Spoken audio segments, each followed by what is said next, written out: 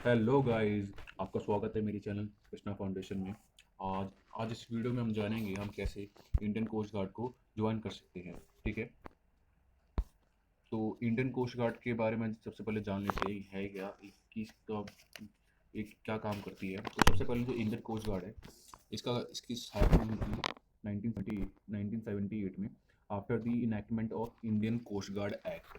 ठीक है, अब हुआ क्या, जब 60 के दशक में क्या हुआ कि समुद्री व्यापार के समुद्री क्षेत्र में भारतीय कोस्टल लाइंस में बहुत सारे जो स्मगलिंग थी वो बढ़ गई थी। ठीक है ना, तो उसके बाद क्या हुआ कि इंडियन नेवी इस चीज़ को हैंडल नहीं कर पा रही थी पूर्ण तरीके से। ठीक है, तो इसको कम करने के लिए 1977 में क्या हुआ, इंडियन कोस्ट गार्ड का स्थापना होती है। ठीक है, 1 फरवरी 1977 को ये बिल पास होता है और इसकी इनैक्टमेंट हो जाता है 1978 में। ठीक है, अब बात करते हैं इंडियन कोस्ट गार्ड इंपॉर्टेंट क्यों है। क्योंकि अब ये इंडियन कोस्ट गार्ड इंपॉर्टेंट है जस्ट बिकॉज ऑफ, क्योंकि ये एक तरीके से ये काम करती है आपकी मिनिस्ट्री ऑफ डिफेंस के अंदर। ठीक है, और ये सीधा सीधा एक तरीके से बोल सकते हो आपका इंडियन नेवी का भाई है। इंडियन नेवी का भाई है। तो अब बात करेंगे हम इसको ज्वाइन कैसे कर सकते हैं। तो इसका जो सिलेक्शन प्रोसेस जो होता है बहुत ही आसान होता है ना। जिस तरीके से आपने जब देखा होगा इंडियन एयरफोर्स में, आपने जब कभी एयरमैन सिलेक्शन बोर्ड में अर्थात एयरमैन सिलेक्शन बोर्ड में कभी लॉगिन किया होगा तो उसका सिलेक्शन प्रोसेस जाना होगा। मैं बात कर रहा हूँ Indian Air Force X and Y group की। तो उसी की तरीके से इसका भी सिलेक्शन प्रोसेस होता है। इसमें दो पोस्टें होती है, एक होती है डोमेस्टिक ब्रांच एंड एक होता है डीबी डोमेस्टिक, और एक होता है जीडी जनरल ड्यूटी। ठीक है, डोमेस्टिक ब्रांच के बारे में हम जानेंगे, जीडी के बारे में जानेंगे क्या रहता है इनका सिलेक्शन प्रोसेस।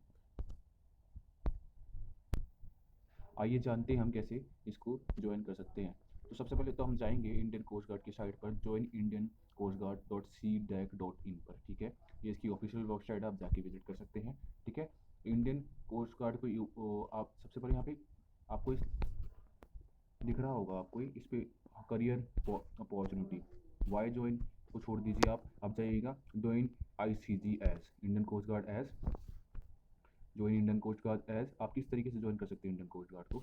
यहाँ पे दो तरीके की ब्रांचेस होती है। किसकी तरीके, दो तरीके की ब्रांचेस होती है।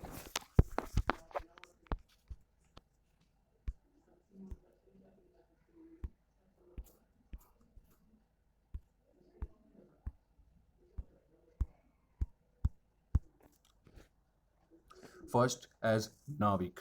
जब हम बात करें, जब नाविक डीवी की बात करते हैं, क्या जब हम नाविक डीवी की बात करते हैं, दो पोस्ट होती है इसके अंदर। पहले तो मैं इंपॉर्टेंटली, फर्स्ट होती है नाविक और दूसरी होती है यांत्रिक। ठीक है ना, नाविक के अंदर की दो डिवीजन होती है, एक होता है जनरल ड्यूटी, एक होता है डोमेस्टिक ब्रांच। तो इंडियन कोस्ट गार्ड की बहुत सारी डोमेस्टिक ब्रांच बनी है, उसमें भी बहुत सारे काम होते हैं। ठीक है ना, उससे रिलेवेंट वर्क भी होते हैं। तो हम पहले सबसे पहले जानते हैं नाविक के बारे में, नाविक जीडी के बारे में, क्या इसका सिलेक्शन प्रोसेसर रहता है। ठीक है ना, सिलेबस क्या रहता है। ठीक है, तो सबसे पहले हम जानते हैं इसकी एलिजिबिलिटी क्राइटेरिया की। आपकी जो एलिजिबिलिटी क्राइटेरिया इसके लिए होना चाहिए, जीडी के लिए 18 साल से लेकर 22 साल होना चाहिए। ठीक है ना, रिलैक्सेशन मिलता है आपको।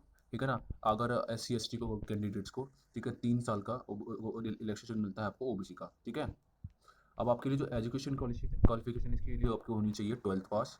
ठीक है ना, और आपके पास 12th में मैथ एंड फिजिक्स होनी ही चाहिए। ठीक है, ठीक है, अब बात करते हैं नोट के उसमें लिखा हो E W S candidate will not get any age relaxation. मतलब कि जो इकोनॉमिकली वीकर सेक्शन जो से बिलोंग जो करते हैं उनको एज रिलैक्सेशन इसमें नहीं मिलता है। ठीक है ना, ये इसके स्टैंडर्ड्स हैं मेन में।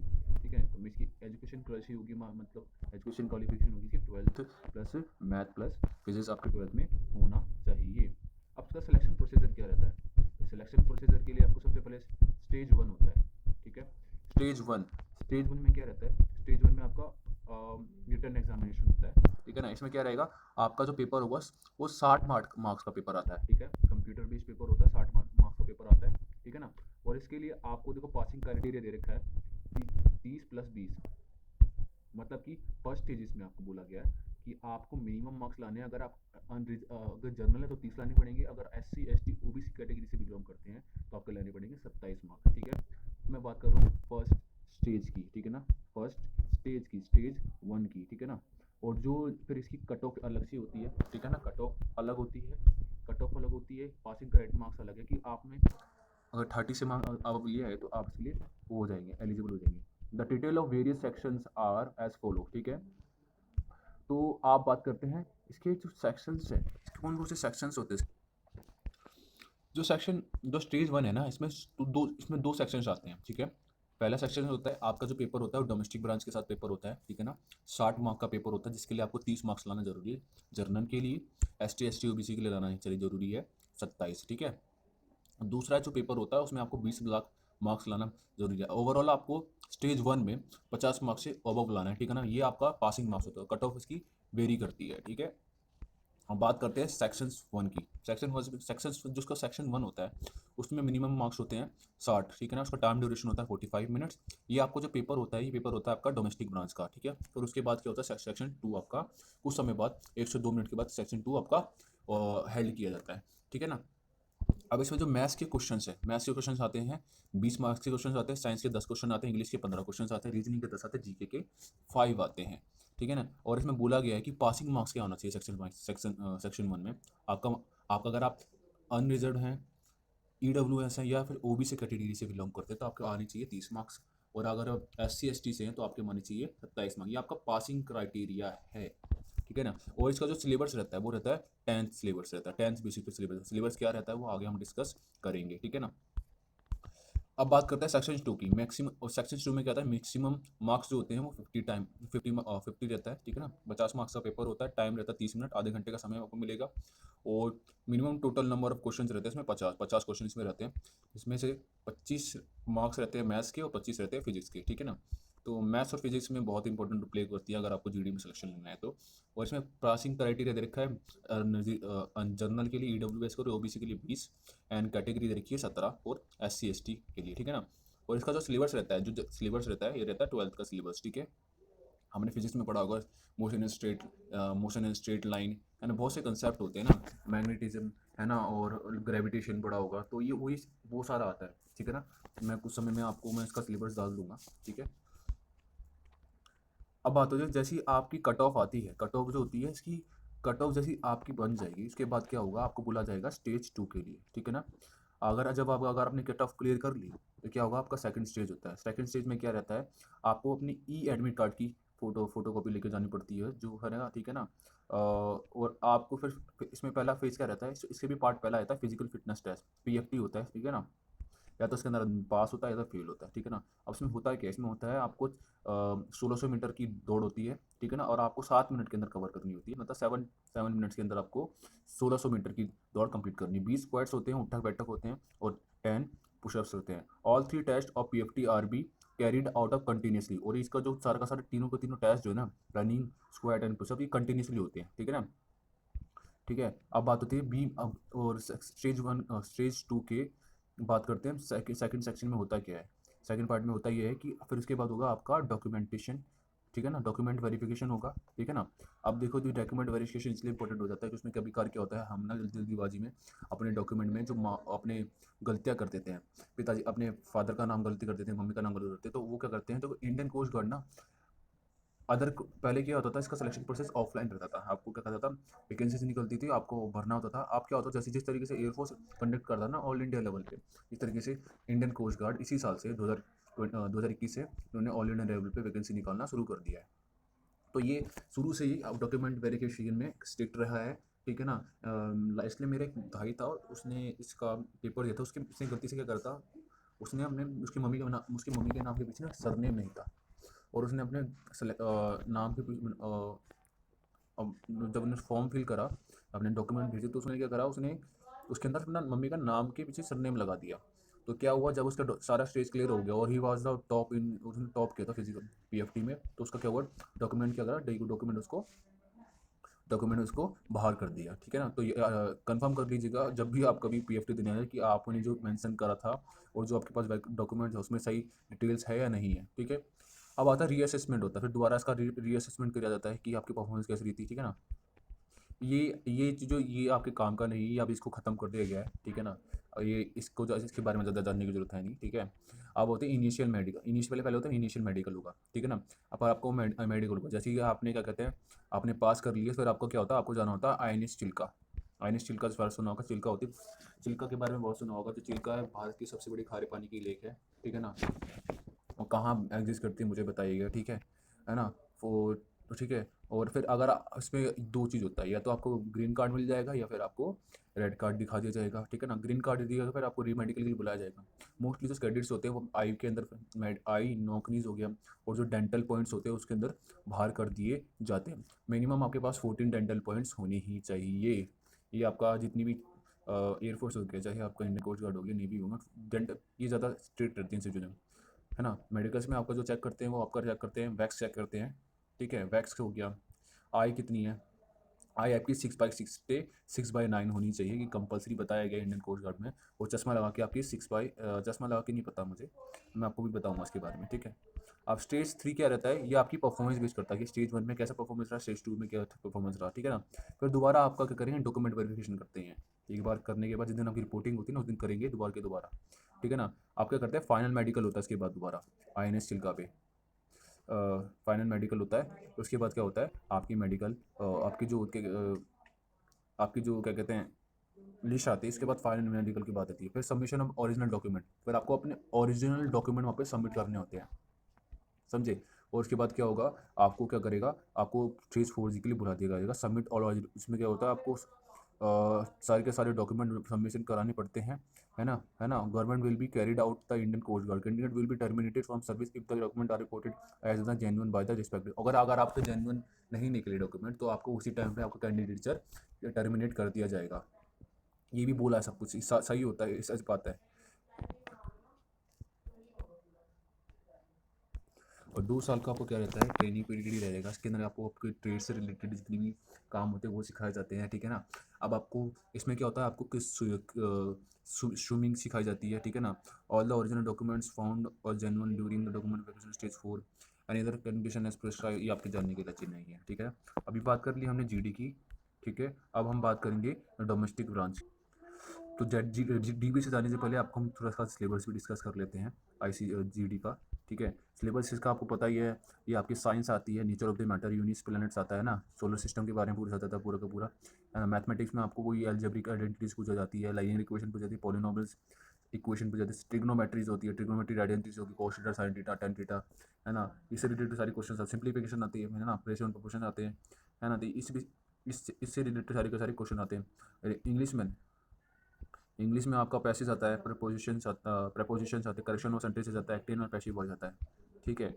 और जर्नल अवेयरनेस में आपको जियोग्राफी सॉइल सिस्टम आता है ना। एलुवियल सॉइल हो गया, है ना, बहुत सी सॉइल सिस्टम है ना भारत के अंदर, एरिड सॉइल हो गया, बहुत सी सिस्टम है ना। सेमी एरिड हो गया, तो इनके बारे में आपको बेसिक नॉलेज होना चाहिए, है ना।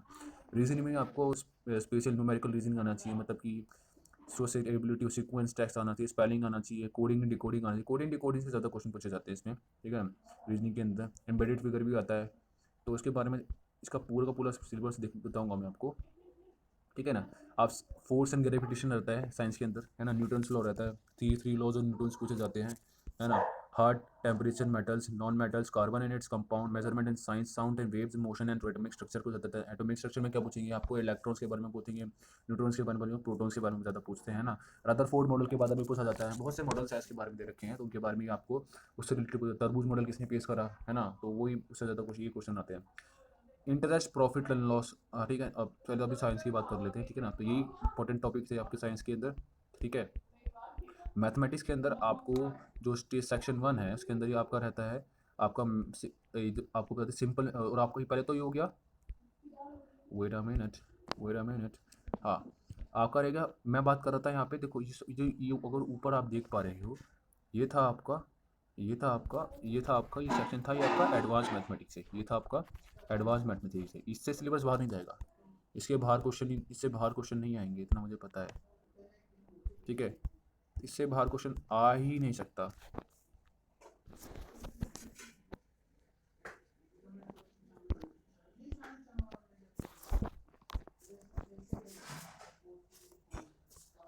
रुक जाइए, कोई प्रॉब्लम दिखा रहा था वो, ठीक है। अब बात करते हैं अर्थमेटिक्स से। अर्थमेटिक्स से क्वेश्चन आते हैं, सिंपल मेंसुरेशन, ठीक है। अब बात करते हैं, ये भी आपका एडवांस मैथमेटिक्स, सिंपल मेंसुरेशन में। सिंपल मेंसुरेशन मतलब क्या होगा, टोटल सर्फेस एरिया, है ना, टोटल सर्फेस हो गया, एरिया ऑफ ट्राइंगल हो गया, है ना, एरिया ऑफ इक्विलेटरल ट्राइंगल हो गया, 3 पाई बाई √3/4 साइड स्क्वायर हो गया, है ना। है ना। सेंट्रल टेंडेंसी और एवरेज पूछेगा। हाँ, मीन मीडियम मोड बहुत पूछता है इससे रिलेटेड, है ना। मीन मीडियम मोड से बहुत क्वेश्चन आते हैं, ठीक है ना। आपको मीन मीडियम दे दिया जाएगा, मीन और मोड दे दिया जाएगा, मीन दे दिया जाएगा, मोड दे दिया जाएगा, और आपको क्या निकालना पड़ेगा कि आप उसका थर्ड पार्ट निकालना पड़ता है ना। इंटरेस्ट पूछा जाता है, सिंपल इंटरेस्ट पूछा जाएगा। वो सिंपल इंटरेस्ट और सिंपल इंटरेस्ट और कंपाउंड इंटरेस्ट से रिलेटेड जो क्वेश्चन होते हैं, आपको अब पैटर्न बदल चुका है, तो मैंने देखा है मॉक टेस्ट के अंदर भी कि क्या करते हैं, डिफरेंशियल वाले क्वेश्चन ज़्यादा पूछते हैं, है ना। प्रॉफिट एंड लॉस में, प्रॉफिट एंड लॉस बिल्कुल हलवा पेपर आता है इसका। इसके परसेंटेज आपको बिल्कुल बेसिक से ना, बेसिक से क्वेश्चन आप अपने यूट्यूब पे जाकर परसेंटेज पूरा ऐसा तैयार कर लीजिएगा कि आपकी जुबान पे हो। Work and time spend, speed and distance, है ना। टाइम एंड वर्क से क्वेश्चन पूछा जाता है ना। है ना। टाइम एंड वर्क से भी रिलेटेड जो क्वेश्चन होता है वो होता है आपका टोटल, आपका होता है total, total work done by, ठीक है।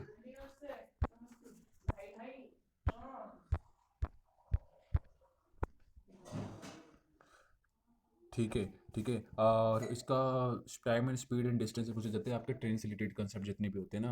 अगर कोई व्यक्ति है, किसी आदमी को 8 सेकंड में पार करता है, और उसकी जो चाल रहती है, क्या रहती है, उसकी चाल रहती है 24 मीटर पर सेकंड कोई ट्रेन की, तो मुझे बताइए उसकी डिस्टेंस के ट्रेन की लंबाई कितनी थी। इस तरीके के क्वेश्चन ज़्यादा पूछे जाते हैं, है ना। है ना। बोटिंग स्ट्रीम से क्वेश्चन नहीं बचता है, ठीक है। टाइम एंड स्पीड से क्वेश्चन पूछे जाएंगे, आपको नॉर्मली क्वेश्चन पूछे जाएंगे, ठीक है ना। है ना। एवरेज स्पीड पूछ लीजिएगा, इससे ऊपर नहीं पूछेगा, ठीक है ना। ये क्वेश्चन बात कर ली हमने मैथमेटिक्स की। और इंग्लिश के लिए तो आपको वही, आपको अगर आपने इंडियन एयरफोर्स वाई ग्रुप का पेपर आपने देखा होगा तो वही बिल्कुल डिट्टो को डिट्टो पेपर वही आता है ना। नरेशन पूछे जाएंगे, एक्टिव एंड पैसिव वही का ज़्यादा रहता है, साइनोनियम एंटोनिम्स पूछे जाते हैं, ठीक है ना। बख्शी की अगर आपने बुक देख रखी होगी, बख्शी, एसपी बख्शी, और आपने जब नीतू सिंह मैम की बुक्स होती है ना पीछे की, उसको अगर बार रिवाइज कर लेंगे तो इससे बाहर नहीं आता आपका, ठीक है। और change director to director the verb tenses non finites functions हो गया, है ना। कल ये आपका ये हो गया। जनरल अवेयरनेस में, जनरल अवेयरनेस में ज्योग्राफी में आपका आता है सबसे पहले सॉइल सिस्टम आता है, रिवर पूछेगा, माउंटेन पूछ देगा, रिवर पूछ देगा, रिवर से रिलेटेड जो क्वेश्चन आता है, रिवर से मतलब कौन से रिवर से कौन सा डैम बना हुआ है, ठीक है ना, वो पूछता है ना। फोर्स पूछ लेगा, इनलैंड्स पूछ लेगा, इंटरलैंड पूछ लेगा, हार्बर्स पूछेगा। कल्चर पूछेगा, जैसे कि मान पूछ लेगा कि गिद्दा कहाँ का राष्ट्रीय, गिद्दा कहाँ का लोक नृत्य है ना। बिहू कहाँ का है ना, छऊ कहाँ का है। इस तरीके के क्वेश्चन पूछते हैं। और मूवमेंट, फ्रीडम मूवमेंट, मतलब कि आपका मॉडर्न हिस्ट्री से ज़्यादा क्वेश्चन पूछे जाते हैं ना। कि और मॉडर्न हिस्ट्री से रिलेटेड मतलब कि आपका हो गया, आपका हो गया जो वाइस रोज थे, है ना, उनसे क्वेश्चन पूछा जाएगा। फर्स्ट वाइस रोज क्या था, कौन था, लॉर्ड कैनिंग थे, है ना। तो इसी से रिलेटेड क्वेश्चन ज़्यादा पूछते हैं, ज़्यादा क्वेश्चन नहीं पूछते हैं, ठीक है। हाँ, हिस्ट्री से डिफेंस से पूछ लेगा, डीआरडी की स्थापना कब हुई थी, इसरो की स्थापना कब हुई थी, है ना। इंपॉर्टेंट वार्ड्स हो जाएगी, है ना। इनसे ज़्यादा क्वेश्चन, अवार्ड्स एंड ऑथर्स पूछे जाएंगे, कौन सी नई बुक्स अभी रिलीज हुई थी, है ना। अनफिनिश किसकी बुक थी, प्रियंका चोपड़ा की। इसी से रिलेटेड क्वेश्चन ज़्यादा पूछे जाते हैं। डिस्कवरीज होगी, अभी रिसेंटली क्या डिस्कवरीज हो, डिसीजन न्यूट्रिशन, अभी लास्ट टाइम में क्वेश्चन पूछा था, अभी अगर आपने देखा होगा इंडियन कोस्ट गार्ड का पेपर जो हेल्ड हुआ था, उसमें पूछा था रिकेट किससे होती है। कमेंट सेक्शन में बताइएगा मुझे, ठीक है ना। करंट अफेयर्स का क्वेश्चन ज़्यादा पूछा जाता है। कैपिटल एंड करेंसीज पूछा जाएगा, करेंसी करेंसीज कहाँ की, दिनार कहाँ की है ना। फुल फॉर्म पूछ ली जाती है आपकी, फुल फॉर्म मतलब कि जैसे कि आपको मतलब आरटीजीएस की फुल फॉर्म क्या रहती है ना। आईएमपीएस की फुल फॉर्म क्या रहती है ना। निफ्ट की फुल फॉर्म क्या होती है ना। तो इसी से रिलेटेड क्वेश्चन आते हैं।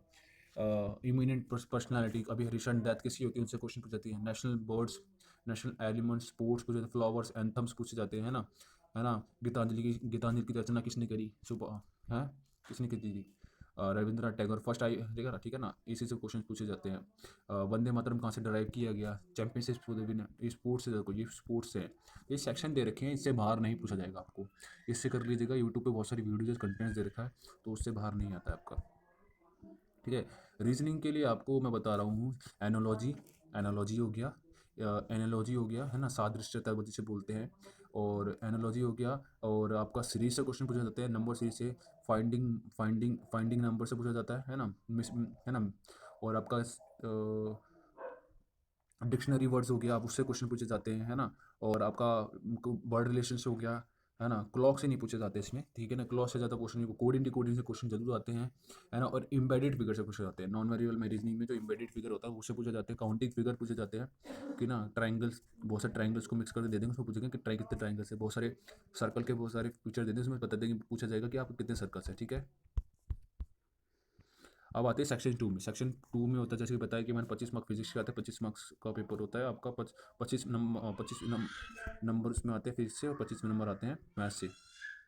क्वेश्चंस की बात कर रहा हूँ, है ना। ये आपके दे रखा है मैथ्स से क्या पूछा जाता है। तो पहले फिजिक्स की बात करते हैं, है ना। काइनेटिक लॉ ऑफ मोशन पूछा जाता है ना। पावर न्यूटन्स लॉ पूछा जाता है। अब आपसे मुझे बता दीजिए कि कोई रॉकेट है, वो उड़ रहा है, उसमें नीचे से आग वो नीचे से बर्न हुआ और ऊपर उड़ा, तो उसमें कौन सा लॉ ऑफ मोशन लगेगा। आपने किसी चट्टान को हाथ मारा तो कौन सा लॉ ऑफ मोशन आ गया। तो इस क्वेश्चन ज़्यादा पूछे जाते हैं, है ना। सर्कुलर मोशन के बारे में पूछा जाएगा, है ना। तो मतलब 11th 12th की आपके पास, अगर आपके पास कमांड है ना सही तरीके से फिजिक्स पे, तो आप ये पेपर आपके लिए हल हुआ है। हलवा मतलब कि कुछ नहीं है इसमें, कुछ बचता नहीं है बचाने के लिए। अगर आपको मोशन ऑफ सिस्टम हो गया, है ना, बॉडी ग्रेविटेशन से क्वेश्चन पूछा, जी की वैल्यू पूछ ली जाती है, प्रॉपर्टी ऑफ बल्क मैटर पूछा जाता है, थर्मोडायनेमिक्स बिहेवियर परफेक्ट गैस हो गया, काइनेटिक एंड थ्योरी हो गया, ऑसिलेशन एंड वेव्स पूछा जाता है, ठीक है ना।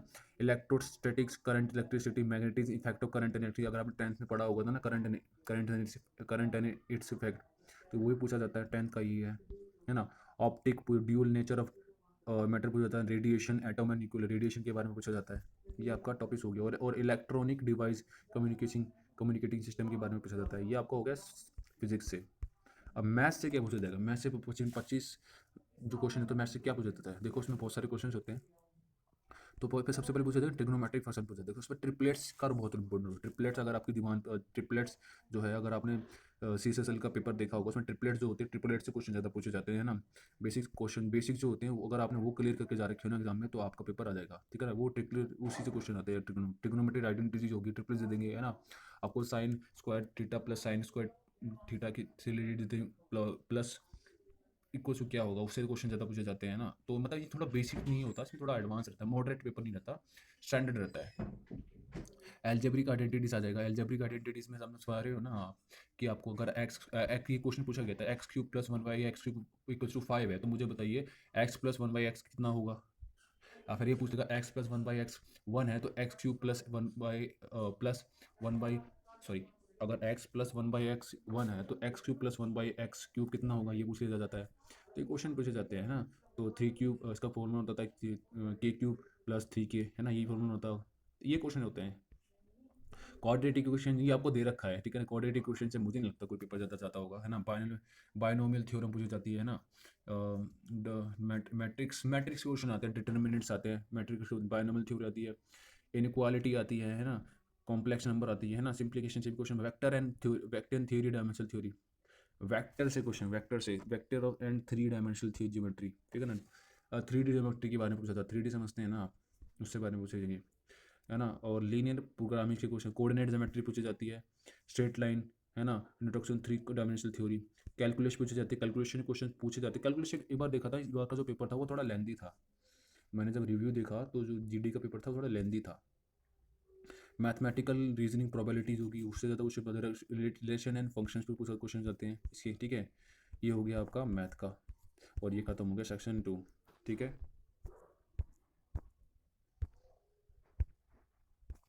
अब बात कर रहे थे इसके मेडिकल स्टैंडर्ड्स के लिए, मेडिकल स्टैंडर्ड्स क्या क्या होने चाहिए आपके पास, क्या मेडिकल रहता है। नाविक GD के लिए आपकी जो आइज़ होनी चाहिए, नाविक GD के लिए आपकी आइज़ होनी चाहिए 6/6 होनी चाहिए, ये बेटर है, ठीक है ना। 6/6 और 6/9 हो गया आपका बोटर। और विद ग्लासेस आपकी होनी थी 6/6, एंड वॉर्स होनी थी 6/6, मतलब कि विद ग्लासेस। ये क्राइटेरिया होती है। आप तो नीरेश आपके ENT स्पेशलिस्ट होते हैं, उनके पास जाइए, चेक कराइए, वो आपको उसके बारे में बता देंगे कि आपकी आइज़ कितनी है और उससे क्या सुधार करना चाहिए, ठीक है। डोमिसाइल सर्टिफिकेट मांगते हैं, है ना। डोमिसाइल सर्टिफिकेट अगर आप असम से है, नॉर्थ ईस्टर्न हमारी जो 7 बहनें हैं उन वहाँ से रिलेटेड करते हैं, तो आपकी जो हाइट होनी 152 होनी चाहिए। और लक्षद्वीप से हैं तो आपकी हाइट होनी चाहिए 155 होनी चाहिए, ठीक है ना। टैटूज़ के बारे में बहुत पूछा जाता है ना। टैटूज़ के बारे में, परमानेंट टैटू आपका नहीं होना चाहिए, परमानेंट टैटू नहीं होना चाहिए, है ना। सर्टेन कंसेशन आर परमिटेड, और कुछ छोटा मोटा है तो आपको वो अलाउ कर देंगे। ट्राइबल एरिया में जहाँ पे आप रहते हैं, है ना, अगर आपके वहाँ से रिलेटेड का तो वो छोटा मोटा तो वो भी कर लेते हैं, वो ऐसी बात नहीं है। परमिट, लेकिन परमानेंट नहीं होना चाहिए। Permanent they are not, that is not allowed in Indian Coast Guard, ठीक है। ये आपका हो गया मेडिकल स्टैंडर्ड हो गया। देखो अब बात करते हैं रिक्रूटमेंट साइकिल की, तो बात नहीं करेंगे इसकी हम बात। ट्रेनिंग की बात करते हैं, ट्रेनिंग कैसे रहेगी। The basis training of Navik GD के will be conducted at INS Chilka. INS Chilka में जैसे आपकी इंडियन नेवी के कैंडिडेट्स होते हैं ना, उनके साथ ही आपकी ट्रेनिंग की जाती है। आपको आपके ट्रेड के साथ, ट्रेड के हिसाब से बता दिया जाता है कि आपको क्या क्या काम करवाना है। आपको ट्रेड मिल जाते हैं ना, आपकी परफॉर्मेंस के बेसिस पे आपको ट्रेड मिलती है, ठीक है। Requirement of service and performance during basis of training. Basis training at the INS Chilka will cover following. देखो जो उसकी ट्रेनिंग है, जो उसकी इन सब्जेक्ट पे होती है, एकेडमिक एंड सर्विस सब्जेक्ट। उसमें आपकी ट्रेनिंग में होता क्या क्या है। सबसे पहले तो एकेडमिक होगी, मतलब कि पढ़ाई से रिलेटेड काम का आपको थोड़ा पढ़ाया जाता है वहाँ पे।